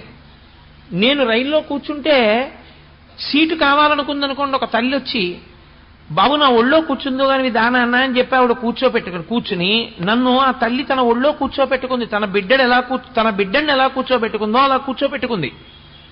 నాకు 18 ఏళ్లు దాటాయి, నేను యవ్వనంలో ఉన్నాను. ఇప్పుడు నా ధర్మం ఎలా మారిపోయింది? ఇప్పుడు నేను యవ్వనంలో ఉన్నాను, ఫుల్ టికెట్ ఇమ్మని అడుగుతాను. నేను చిన్నపిల్లాడప్పుడు నేను ఇలాగే ఎవరో ఒక ఆవిడ కూర్చోబెట్టుకుంటే ఒళ్ళో కూర్చున్నానండి అంటానా? అనను. అమ్మ మీరు కూర్చోండి, నాకు ఒంట్లో ఓపిక ఉంది, పర్వాలేదు తల్లి మీరు కూర్చోండి, నేను నించుంటాను, నిలబడగలనమ్మా, నాకు ఓపిక ఉందమ్మా అంటాను. అప్పుడు ఆ శక్తి ఉంది. ఇప్పుడు నేను బాబు ఎక్కువసేపు నిలబడలేనయా, మోకాలు నొప్పి ఉంది, నాన్న చిన్నవాడివి కదా, నువ్వు నిలబడి నాకు కొంచెం చోటు ఇవ్వగలవా అని బ్రతిమాలుకుంటాను. ఎందుకని? ఇప్పుడు నేను వృద్ధుడనైపోయాను తెలుసుకుంటోంది. ఏమయ్యో వయసు ఎంత వేస్తావో, సీనియర్ సిటిజన్ నాకు టికెట్ కన్సెషన్ ఉందంటుంది. అంటే నేను సీనియర్ సిటిజన్ అయిపోయాను, వృద్ధుడిని అయిపోయాను. తెలుసుకుంటోంది. తెలుసుకుంటున్నదేదో దానికి మార్పు లేదు. ఏది తెలియబడుతోందో దానికి మార్పు ఉంది. మీరు కొంచెం జాగ్రత్తగా గమనిస్తే మీ అసలు నేను మీకు దొరికిపోతుంది. దీనికి ఇక్కడ నెప్పెడుతోందనుకోండి, ఏమిటో ఇక్కడ నెప్పెడుతోందండి అంటాడు. నొప్పి దేనికొచ్చిందో ఆ నొప్పిని తెలుసుకుంటున్న దానికి నొప్పి లేదు, అందుకే దీనికి నొప్పెడుతోందని తెలుసుకుంటోంది. ఈ కన్ను నేను కాదు, అందుకే ఈ కంట్లో కుంకుడు పులుసు పడితే ఈ కన్ను చూడలేకపోతోందని చూస్తోంది. అది చూడలేని దాన్ని చూస్తోంది కన్ను, లోపల ఉన్న నేను తప్ప. కన్నే నేననుకోండి, కన్ను చూడలేకపోతే ఇక కన్ను చూడలేకపోతోందని నేను ఎక్కడ చూస్తాను? కన్ను చూడలేకపోతోందని చూస్తున్నవాణ్ణి నేను. ఈ శరీరమునకు నొప్పి పెడుతోందని తెలుసుకుంటున్నవాణ్ణి నేను. ఈ శరీరము బాల్యమునందున్నది అని తెలుసుకున్నవాడను నేను. ఈ శరీరము యవ్వనములోకి వెళ్ళింది అని తెలుసుకున్నవాడను నేను. మార్పు లేదు. బాల్యమునందు మార్పు లేదా, నేను అలాగే ఉంది. యవ్వనంలోకి శరీరం వచ్చింది, నేను ఎందు మార్పు లేదు, శరీరం మారింది. శరీరము వార్ధక్యంలోకి వెళ్ళింది, నేను ఎందు మార్పు లేదు, ఇది వార్ధక్యంలోకి వెళ్ళిందని తెలుస్తుంది. నీకు తెలియందొక్కటే ఉంది, అందుకనే భయపడుతున్నావు అన్నారు కృష్ణ పరమాత్మ. ఏది నీకు తెలియదో తెలుసా? ఇది పడిపోతుంది. నీ భయం అంతా ఏమిటంటే, ఇది పడిపోయినా నీవు ఎవరి మీద అత్యంతాభిమానం పెట్టుకున్నావో వాళ్ళ శరీరం పడిపోయినా ఇక వాళ్ళుండరు, ఇది పడిపోతే నువ్వు ఉండవు అని నువ్వు అనుకుంటున్నావు. బాల్యంలో ఉన్న నీ శరీరం యవ్వనంలోకి వెడితే లోపల ఉన్న నేను లేకుండా పోయిందా? ఉందిగా. యవ్వనంలో ఉన్న నీ శరీరం వార్ధక్యాన్ని పొందితే లోపల ఉన్న నేను లేకుండా పోయిందా? ఉందిగా. వార్ధక్యంలో ఉన్న శరీరం పడిపోతే లోపల ఉన్న నేను లేకుండా పోతుందని ఎందుకు అనుకుంటున్నావు? ఉంటుంది. మరి ఉంటే అప్పుడు దానికి శరీరం తదా దేహాంతర ప్రాప్తి, మళ్ళీ ఇంకో శరీరాన్ని పొందుతుంది. అలా ఎందుకు పొందడం? ఇందులోనే ఎందుకు ఉండిపోకూడదు? అంటే దానికి ఒక లక్షణం ఉంది. బాగా జీర్ణమైపోయినటువంటి దానిలో తాను ఉండదు.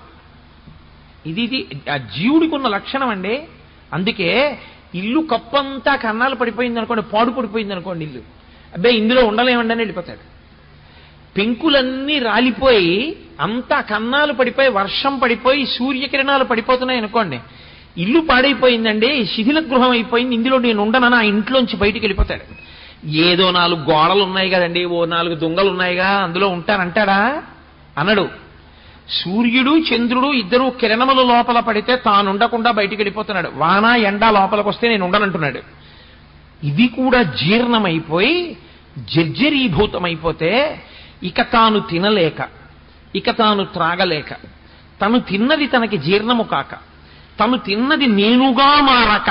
మీరు చాలా జాగ్రత్తగా గుర్తుపెట్టుకోవాలి ఆ మాట. నేను నీళ్లు తాగితే తాగిన నీళ్లు నేనైపోతాయి. నేను అన్నం తింటే నేను తిన్న అన్నం నేనుగా మారిపోతుంది. నేను ఏది చదువుకున్నానో అది నేనుగా మారిపోతుంది. వార్ధక్యమునందు ఏమైపోతుందో తెలుసా అండి?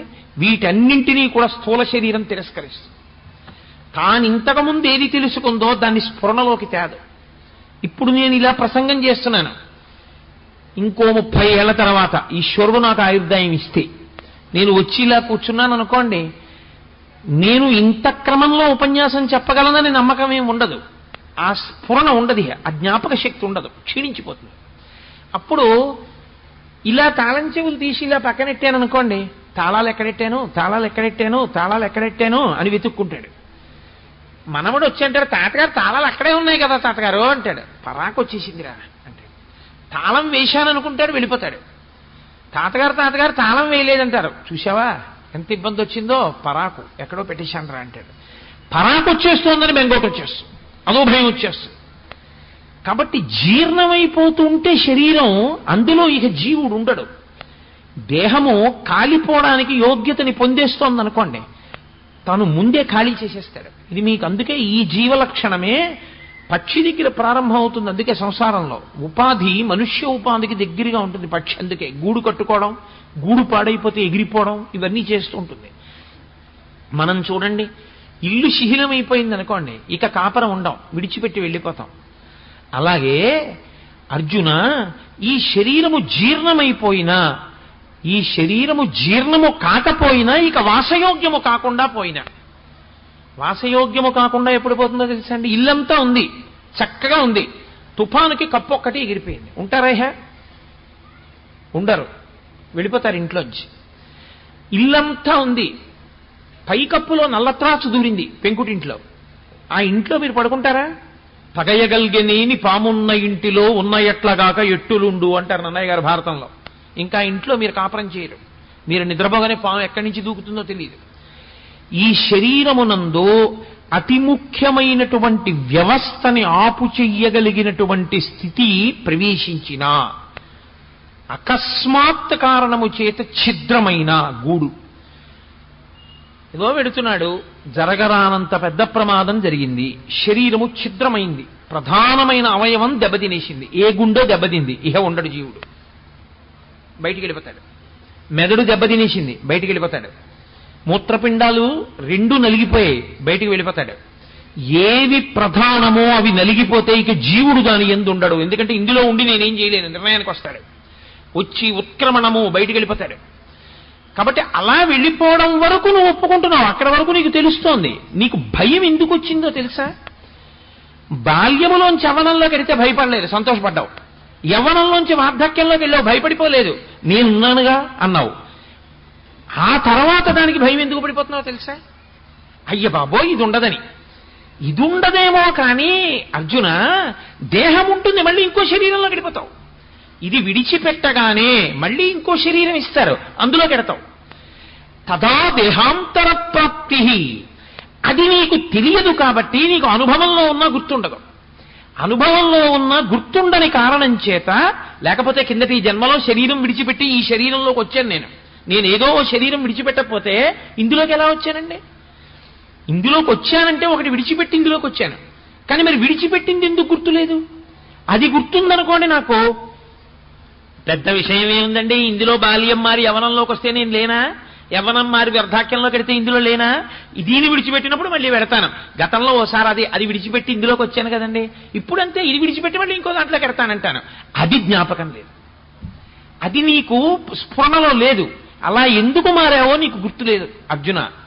తదా దేహాంతర ప్రాప్తి, కానీ శరీరం పొందుతావు. కాబట్టి ధీరులైనటువంటి వారు, పండితులైన వారు, వేదాంతమును అవగాహన చేసుకున్నవారు, వేదాంతము అనుభవంలోనికి తెచ్చుకున్నవారు దాని ఎందు నముహ్యతి, మోహమును పొందరు, భయాన్ని పొందరు. ఆఫ్టర్ ఆల్ ఇది బాల్యంలో ఉన్నప్పుడు భయపడ్డానా? యవ్వనంలో ఉంటే భయపడ్డానా? వార్ధక్యంలో ఉంటే భయపడ్డానా? ఉన్నాను కదా అన్నాను, అప్పుడు ఉంటాను. ఇది విడిచిపెట్టినా ఇంకో దేహంలో ఉంటాను. కాబట్టి ఏమిటి భయం నాకు? కాబట్టి ఇది పడిపోతుంది, నాకేం భయం లేదు. పడిపోతే పడిపోనివయా, ఇది తనంత తాను పండై పడిపోతే ఇందులోంచి ఇంకో దాంట్లో కెడతాను, ఇంకో శరీరంలో కెడతాను. బాల్యంలోంచి యవ్వనంలోకి, యవ్వనంలోంచి వార్ధక్యంలోకి వెళ్ళినందుకు. కాబట్టి ఇంకా ఏడవడం ఎందుకు? దేనికి బాధపడిపోతున్నావు? దేనికి ఏడుస్తున్నావు? శరీరాలు పడిపోతాయి, నేను చంపేస్తానంటా ఏంటి? నువ్వు చంపేస్తే అయిపోతుంది అనుకుంటున్నావా? వాడు ఇంకో శరీరంలోకి వెళ్ళిపోతాడు అంతే. నువ్వు చంపకుండా ఉంటే వాడు ఉండిపోతాడు అనుకుంటున్నావా? జర్జరీభూతం అయిపోయిన తర్వాత వెళ్ళిపోతాడు. మరి నీ కర్తృత్వం ఏంటి? నీ కర్తవ్యం నీది, నీ ధర్మం నీది. నువ్వేం చేయాలో తెలుసా? ధర్మాన్ని నిలబెట్టడానికి ఇప్పుడు ఈ శరీరములను నువ్వు సంహరించాలి. నువ్వు కేవలం నిమిత్తం, అసలు చంపేవాడు ఈశ్వరుడు, వాడొకడు ఉన్నాడు. ఇవన్నీ ఎవడు నడుపుతున్నాడో వాడు అవన్నీ చేసేది. ఇది తెలియక ధీరుడవు కాక మోహాన్ని పొందుతున్నావయా అని. ఇందులో ఒక గొప్ప రహస్యం ఒకటి ఉంది. ఏమండి బాల్యంలోంచి యవనంలోకి వెళ్ళినప్పుడు నాకు తెలిసిందిగా ఇదే మారింది, బాల్యంలోంచి యవ్వనంలోకి వచ్చిందని. యవ్వనంలోంచి వార్ధక్యానికి వెళ్ళినప్పుడు నాకు తెలిసిందిగా ఇది ముసలితనాన్ని పొందిందని. మరి గత శరీరంలోంచి ఈ శరీరంలోకి వచ్చిందన్న విషయాన్ని గుర్తు లేకుండా ఎందుకు చేశాడు ఈశ్వరుడు? గతంలో నేను ఒక శరీరంలో ఉన్నాను, అదిగో ఆ శరీరం అప్పుడు అక్కడ పడిపోయింది, ఆ తర్వాత నేను ఇందులోకి వచ్చానన్న విషయం గుర్తు లేకుండా ఎందుకు చేశాడు ఈశ్వరుడు? అది కూడా గుర్తుంటే బెంగ లేకుండా ఉండేది కదండి. అది ఎందుకు లేకుండా చేశాడు? ఆ రహస్యాన్ని రేపు విందురుగాని. గంట సమయం అయిపోయింది కాబట్టి రేపు ఆ విషయాన్ని వివరణ చేస్తాను.